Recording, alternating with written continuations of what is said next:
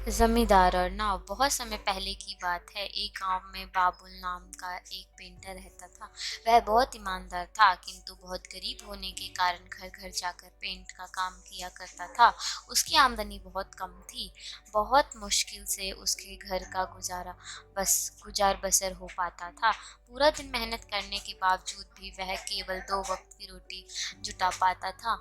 वह हमेशा चाहता था कि उसे कोई बड़ा काम मिले जिससे उसकी आमदनी अच्छी हो, पर वह छोटा काम भी बड़ी लगन से करता था। एक दिन की बात है, गांव के जमींदार ने उसे बुलाया और कहा, बाबूलाल, तुम्हारे यहाँ एक बहुत जरूरी काम के लिए बुलाया है।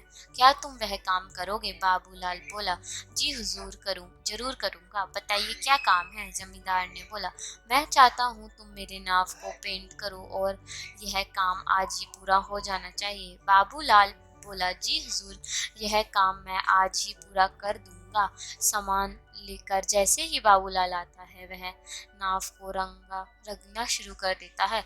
जब बाबूलाल नाव को रंग रहा होता है तो उसे नाव में छेद दिखता है। बाबूलाल सोचने लगता है, अगर मैं इसे ऐसे ही पेंट कर दूंगा तो नाव डूब जाएगी। ऐसा सोचकर वह छेद को भर देता है और नाव को पेंट कर देता है। वह जमींदार के पास जाता है और कहता है, हुजूर, नाव का काम पूरा हो गया है, आप चलकर देख लीजिए। फिर वह दोनों नदी के किनारे जाते हैं और नाव को देखकर जमींदार बोलता है, अरे बाबूलाल, तुमने तो बहुत अच्छा काम किया है। ऐसा करो, कल सुबह आकर पैसे ले जाना। उसके बाद वह दोनों अपने घर चले जाते हैं। अगले दिन जमींदार के परिवार उसी नाव में नदी के उस पार घूमने जाते हैं। शाम को जमींदार को का नौकर रामू, जो उसकी नाव की देखरेख भी करता था, छुट्टी से वापस आता है और परिवार को घर पर ना देखकर जमींदार से परिवार वालों के बारे में पूछता है।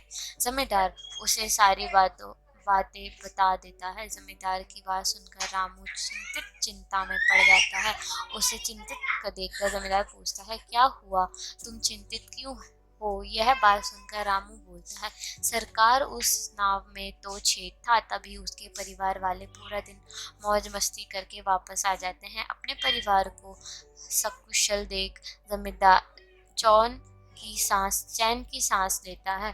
फिर अगले दिन जमींदार बाबूलाल को बुलाता है और कहता है, ये लो बाबूलाल, तुम्हारे मेहनत का पैसा।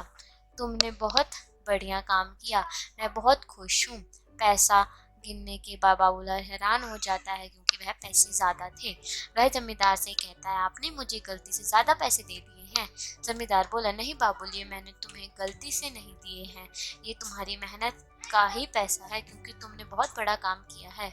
तुमने इस नाव की छेद को भर दिया, जिससे बारी में मुझे पता नहीं था। अगर तुम चाहते तो उसे ऐसे भी छोड़ सकते थे, पर तुमने ऐसा बिल्कुल नहीं किया, जिससे के लिए मेरा परिवार सुरक्षित घर वापस आ गया। धन्यवाद।